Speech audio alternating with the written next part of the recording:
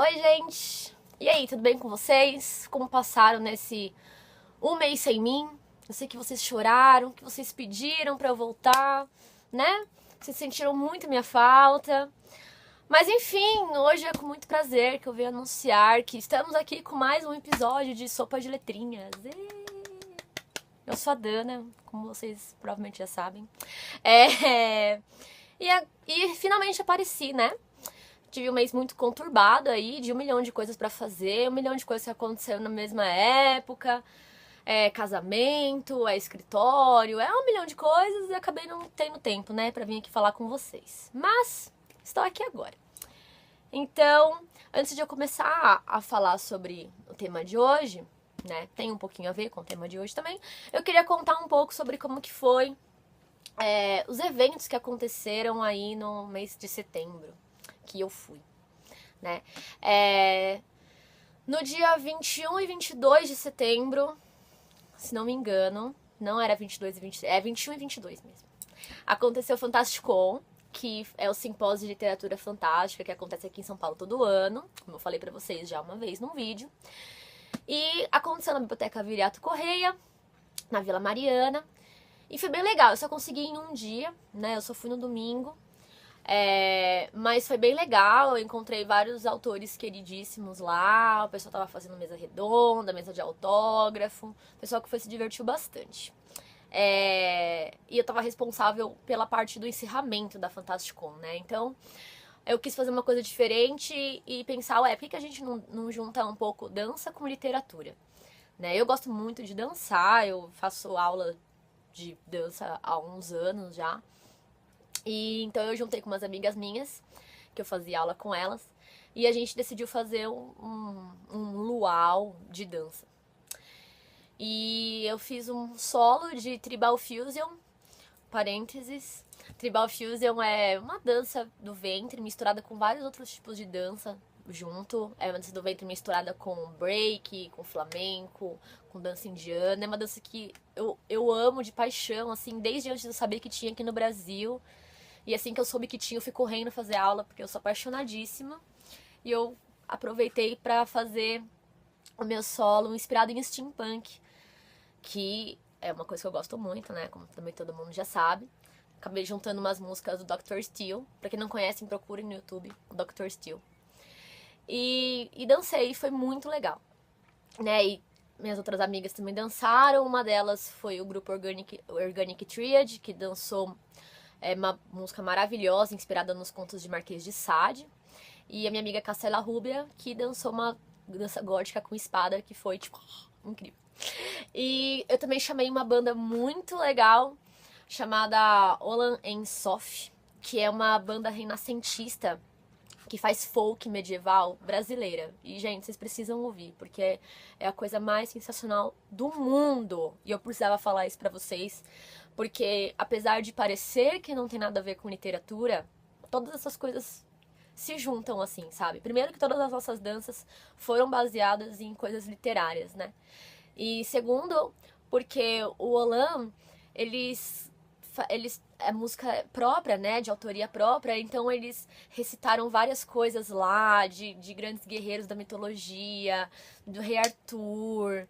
Nossa, foi assim, foi um negócio lindo, gente. Nossa, sério, eu não sei se já tem vídeo na internet, mas foi muito legal mesmo.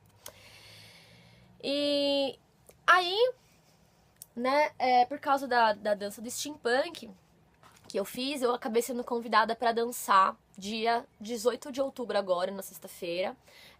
Vou dançar o solo de steampunk também na festa do Enter the Shadows, que vai ser especial de steampunk no Hotel Cambridge. E aí, né, aproveitei para fazer uns flyers do Homérica Pirataria. Tá vendo? Pra ver.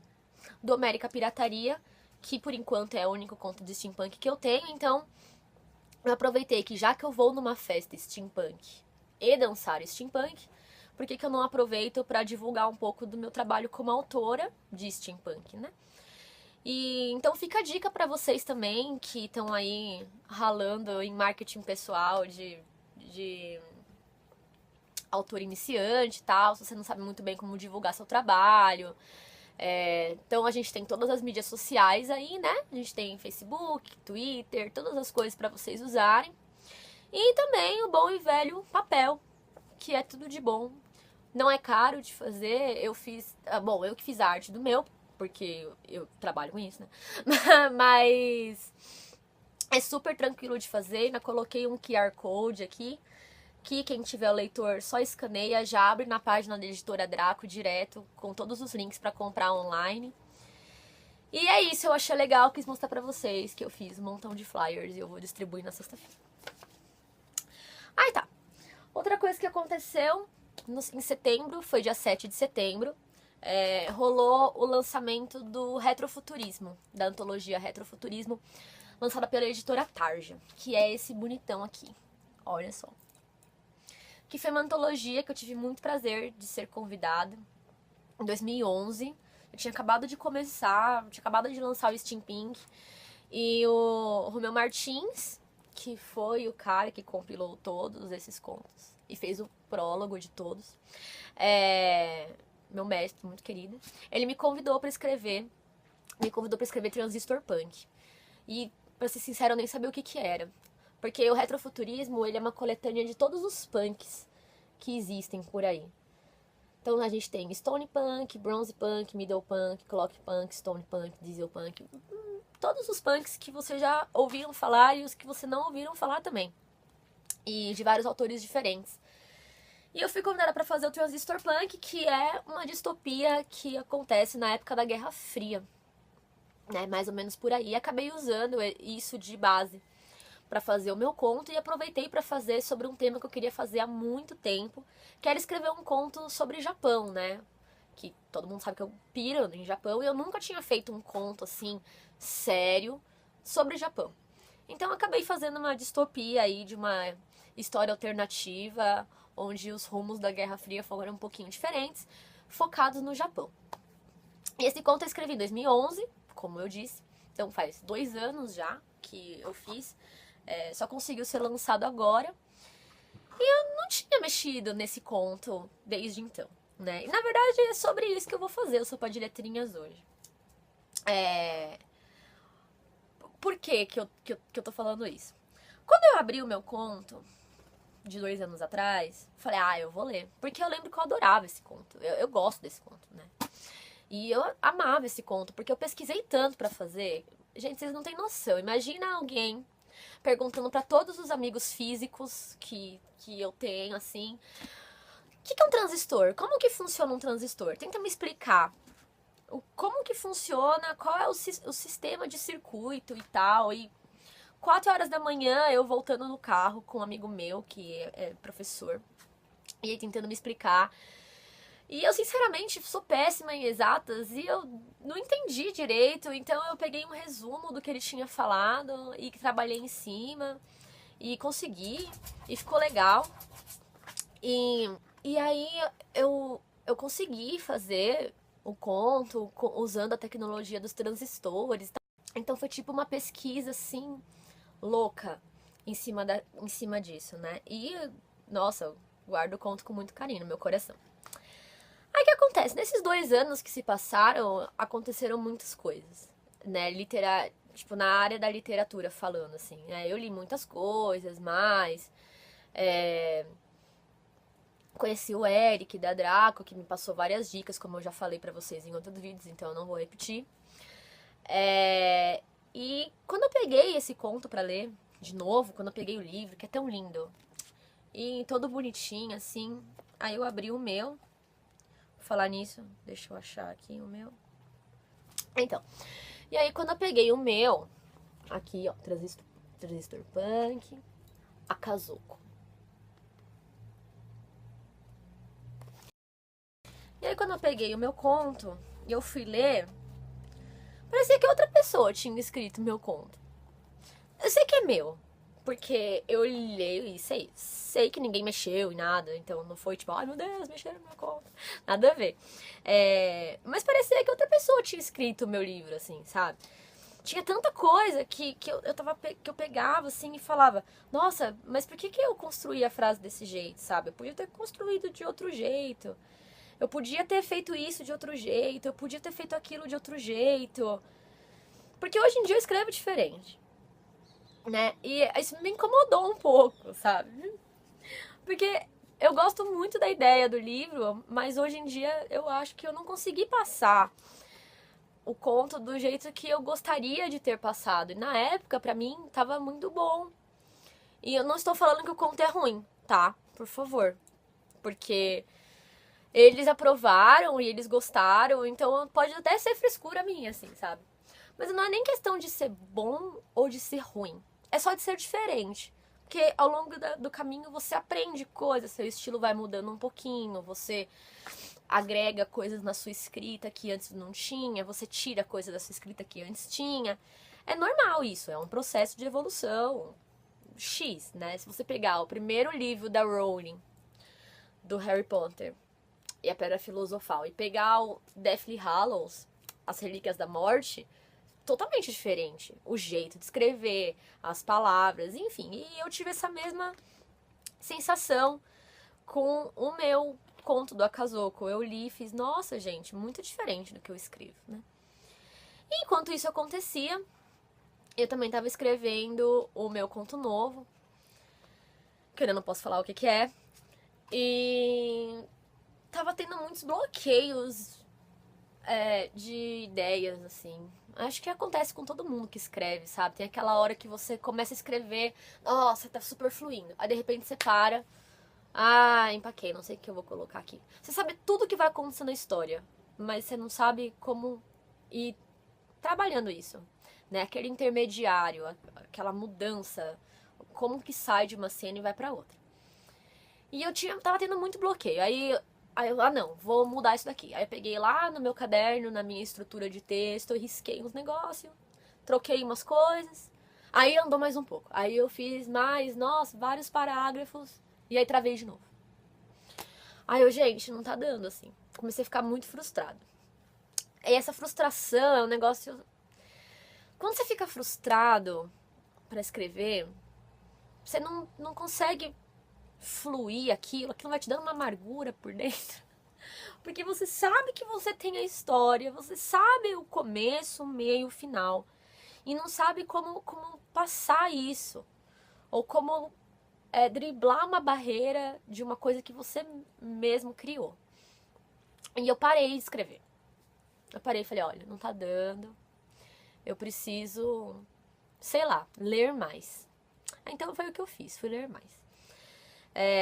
Eu não falei especificamente sobre o tema de hoje, porque o tema de hoje, na verdade, é o porquê eu parei de escrever e voltei a ler. Não é que eu parei de escrever de verdade. É só que eu dei uma pausa e falei, não, a próxima coisa que eu escrever, ou quando eu terminar esse conto que eu tô fazendo, eu quero ter mais consciência de técnica, porque se você ficar batendo com a cara no muro toda hora, uma hora aquilo te estressa um pouco, sabe? Então, por exemplo, assim, você escreve um negócio e você acha que tá mó legal. Aí você lê de novo e não tava tão legal. Aí você manda pro seu editor e você vê que realmente não tava tão legal. Aí você volta a escrever tudo de novo. Então, assim, é um processo que você tem que ter muita paciência. E eu tenho paciência. Mas uma hora você acaba se questionando um pouco, né? Você pensa, meu Deus do céu, eu não nasci pra isso. Não, eu vou fazer outra coisa. Eu vou vender sorvete, porque eu não nasci pra isso, eu não sei fazer. E isso acontece muito, ou quando você tá de saco cheio, porque acontece, às vezes, né? Ou, o que é no meu caso, você sente falta de saber coisas, você gostaria de saber mais coisas sobre a técnica, sobre como fazer aquilo dar certo. Porque não é só intuição, sabe? Foi o que eu falei pra vocês num outro post sobre isso, sobre como ter ideias, sobre como transformar a sua ideia numa narração, né? E é justamente isso, né? Isso que faltava, que falta ainda, né, pra mim. E eu sinto isso como autora que tá começando agora, né? Uns 2 anos pra cá é iniciante ainda, né? Ainda mais porque também depois que eu conversei com o Felipe Castilho, naquela entrevista que eu postei aqui pra vocês, em agosto, Ele me fez pensar em muita coisa, né, sobre mim mesma, assim. Tipo, ele fez vários cursos e eu achei tão legal fazer curso, e eu sempre quis fazer curso e nunca tinha feito curso. Enfim, testar coisas novas, fazer coisas diferentes. E ele me falou várias coisas que ficou muito na minha cabeça, assim. E não coisas que ele falou na hora da entrevista, sabe? Coisas que eu fiquei conversando com ele de fangirl, assim, antes de começar e tal. E perguntando várias coisas. Mas e aí? Como é que você teve essa ideia? Mas e aí? Porque eu me interesso muito, eu também quero ter ideias muito legais e que algum dia alguém vire e faça: nossa, meu, como essa menina teve essa ideia? Como a Dana pensou nisso, sabe? Eu não acho que eu tenha criado nada até hoje que seja memorável, sabe? Mas eu tento e eu gosto muito e eu amo isso. Então é uma coisa que eu vou correr muito atrás, porque é o que eu quero. Então é meio isso que eu vou falar hoje, que eu já tô falando, na verdade, né?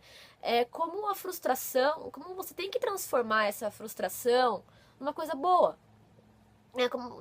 E não se deixar abater. Pelo contrário, né? Se inspirar e pensar que se alguém chegou lá, você pode chegar também. Não é uma coisa exclusiva que só 3 pessoas no mundo podem, tá? É a Rowling, Anne Rice e Stephen King. O resto não. Não existe isso, sabe? Então, e cada pessoa é única no seu estilo, nas suas ideias, nas suas inspirações. Então, sempre vai ter um espaço pra você no mundo, sempre. Né? Então, e todo mundo se frustra. E eu não sei se isso é uma coisa que as pessoas falam em vídeos, assim, sabe? Tipo, ai, nossa, eu já me frustrei, já quis jogar meu computador pela janela e achei que nunca mais fosse escrever, porque achei que não servia pra isso. Mas eu falo, sem problemas, porque eu acho que isso é um processo do ser humano e eu acho que autores são seres humanos também. E acho que todo mundo tem esses momentos de pensar, nossa, eu não tô escrevendo legal, sabe? Ou eu não acho que eu escrevo tão bem quanto eu gostaria de escrever. Então, o que eu fiz? Parei tudo, fiz, pare o mundo, porque agora eu vou voltar a estudar. Então, como eu já tinha lido o manual do roteiro que eu mostrei pra vocês, como eu já tinha lido algumas outras coisas, livrinhos de técnica narrativa e tal, e nada disso foi suficiente pra mim, eu acabei comprando um livro muito legal chamado A Jornada do Escritor. Deixa aqui pra vocês verem de pertinho. Olha só. Eu comprei aqui na Livraria Cultura. Paguei acho que R$49,90 mês passado. Mês passado não, faz umas 2, 3 semanas que eu comprei. Mês passado. Mas enfim. E comecei a ler, igual uma louca, sobre o que fala esse livro. Lembra quando eu comentei da jornada do herói?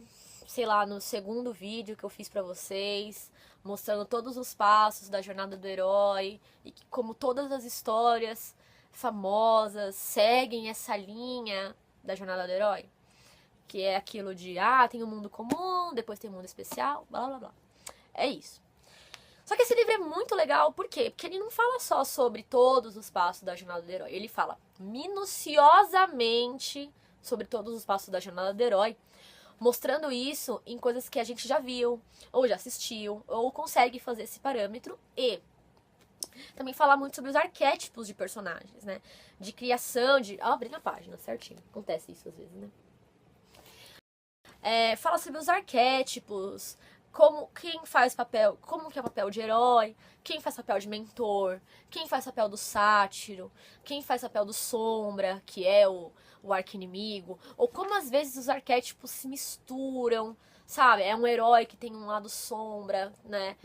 Ou são pessoas que são aliados, que vocês acham que são aliados, mas no final da história acabam sendo os inimigos, né? Ou estavam te usando para chegar no inimigo. Então, assim, eu achei esse livro ótimo, não acabei de ler ainda, tô quase acabando.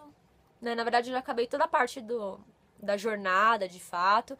E agora eu vou começar a ler as análises, porque ele faz análise de Pulp Fiction, análise de Titanic, né? Mostrando como que os roteiristas, como que os autores trabalham essa jornada dentro das próprias histórias. Então, o que eu achei muito legal pra mim desse livro foi que eu comecei a fazer vários exercícios, que é bem didático esse livro. Ele faz você pensar, ele faz pergunta, quem que foi o personagem que fez papel de mentor em História X, né? Ou quem que foi o cara que é o sátiro, ou como que é a faceta desse herói, é um herói trágico, é um herói, enfim. E como ele é muito didático, eu acabei começando a fazer exercício sozinha, assim, sabe? Eu comecei a assistir filmes e pensar como isso se compararia à jornada do herói. E um filme muito recente que eu assisti, não tinha assistido ainda, não sei porquê, que foi o Percy Jackson e o Ladrão de Raios. E a jornada do herói nesse filme é tão nítida, tipo, tão clara, que depois que você sabe que ela existe, que você lê o processo e tal, tipo, no caso, nesse livro, você pensa, como que eu nunca reparei nisso antes? Porque é muito nítido, tipo, muito. E eu não quero dar spoilers aqui, porque vai que tem alguém que, assim como eu, nunca viu o negócio, né? E eu achei legal o filme, e eu não queria estragar pra vocês. Mas, por exemplo, sempre começa com o mundo comum, certo? A gente viu isso em Harry Potter, a gente viu isso no Hobbit e em Percy Jackson. Como que começa mostrando? Começa mostrando o herói na vida comum dele. O Percy Jackson tá na escola, ele gosta de piscina, ele tem um amigo que usa uma muleta e uma casa onde uma mãe dele apanha do padrasto, que é um bosta. Eu posso falar bosta? Enfim, apanha do padrasto e tal. Aí num belo dia ele vai num museu e acontece uma coisa no museu e transforma o mundo dele inteiro. Olha, Percy, você não é apenas um garoto comum, você é um semideus. Então, tipo, essa transição do mundo comum pro mundo especial já tá aí. Aí o que acontece com ele? Não, eu não sou um semideus. Eu não sou nada disso. Isso não pode estar acontecendo. Não tá acontecendo comigo. Eu não vou pra lugar nenhum. E tal. Processo de negação. Que também é um dos passos da jornada do herói. É o herói no mundo comum. O herói apresenta pro mundo especial pra entrar numa aventura. E o herói não quer. Não quero sair daqui. Vou ficar aqui na minha vida. Então, assim, você começa a acompanhar todas as coisas, sabe? O cara da cadeira de roda da biblioteca é o mentor. Óbvio. É o cara que introduz ele ao mundo especial e depois dá várias diquinhas ao longo do filme sobre coisas que ele deveria ou não fazer. E que no final também é o cara que continua ali, firme e forte pra ele, né? O que a gente tem também na jornada do herói? Guardiões da Limiar. Que são aqueles caras que quando você vai fazer uma coisa, você vai invadir um castelo. Tem o guarda na porta e o guarda não vai deixar você passar. É um guardião da limiar. No jeito mais literal possível. E esse cara, ou você dribla ele de algum jeito espertinho, ou você acaba usando ele ao favor dele. Ou você acaba usando ele ao seu favor, né? Ou ele vira seu amigo, ou ele acaba te dando uma coisa que você usa depois. Enfim, N coisas que ele pode fazer por você. Mas, no geral, são personagens que você acaba usando pro seu próprio bem. Esses guardiões, né? Enfim, eu não vou fazer análise do Percy Jackson aqui pra vocês. Mas eu gostaria muito que, mesmo se vocês não lerem o livro da Jornada do Escritor, que vocês pegassem a Jornada do Escritor e começassem a fazer isso também. A trabalhar fazer esse exercício em coisas que você gosta. Tipo, como que funciona esse cara aqui? Começar a analisar meio friamente, sabe? Tipo, eu super tava curtindo o filme, mas eu super tava prestando atenção. E eu comecei a prestar atenção em todos os filmes. Então, que nem a Jornada do Escritor, ele fala muito sobre Mágico de Oz. Porque também é um clássico que tem todas essas coisas muito definidinhas, sabe? E é mais fácil de você ver, é mais claro de você ver. Às vezes a Jornada do Herói tá lá, mas de um jeito mais, assim, às vezes a ordem tá invertida, às vezes tem mais brincadeiras com isso, mas tem esses que são muito claros, assim, que você bate o olho e faz, nossa, é isso. E como ele fala muito do Mágico de Oz, eu também assisti recentemente aquele Oz, aquele filme novo com o James Franco. E apesar de eu não ter gostado do filme, o que é outra coisa, totalmente nada a ver com o assunto, é que eu também fiquei reparando muito nisso.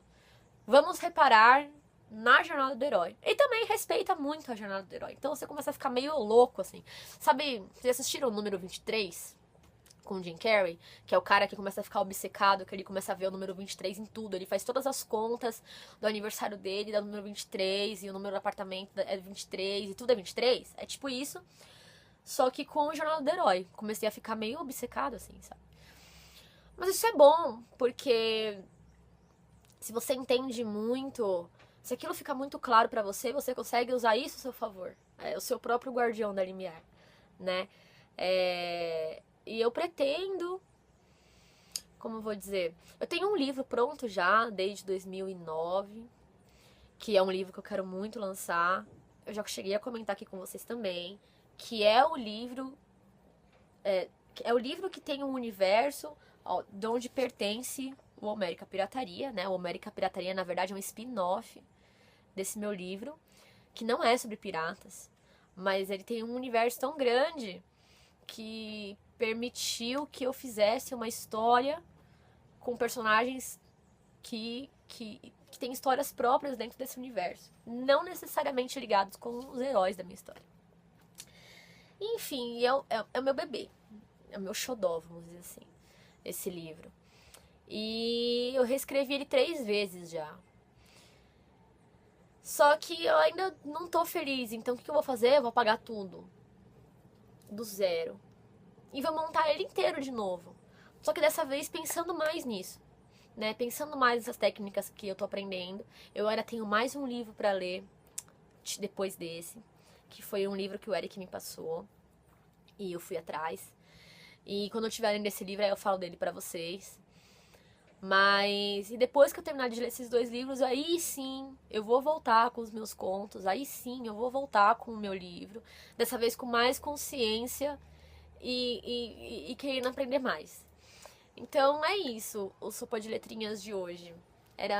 Eu queria falar sobre isso. Eu sei que não é um super tema objetivo como foram os outros, né? Mas eu queria mostrar pra vocês uma parte crucial que é disso, de ser escritor, sabe? Bloqueio criativo existe. Ficar frustrado existe. E às vezes a gente tem que parar e voltar pra estudar, voltar pra escola, sabe? E às vezes a gente tem que se jogar. Então, eu queria deixar isso claro pra vocês, porque como eu não tenho nada disso pra me espelhar, assim, sabe? Eu nunca abri um vídeo de alguém que falou, nossa, eu achei que eu era muito ruim. Porque as pessoas não falam isso, eu acho que elas têm vergonha, não sei, ou queima o filme delas. Eu não ligo de queimar meu filme. Porque acontece, eu sou uma pessoa, eu sou humana, tenho sentimentos. Então, eu queria que isso, de certa forma, fosse uma coisa inspiradora pra quem tiver, por acaso, passando por uma fase assim. Que não tenha medo, não se deixe broxar com frustrações, sabe? Pode ficar frustrado, porque às vezes isso é um impulso pra você melhorar, mas nunca, nunca deixe isso ser um impulso pra você desistir. Então é isso. Palavra bonita, né? Ai, que chique.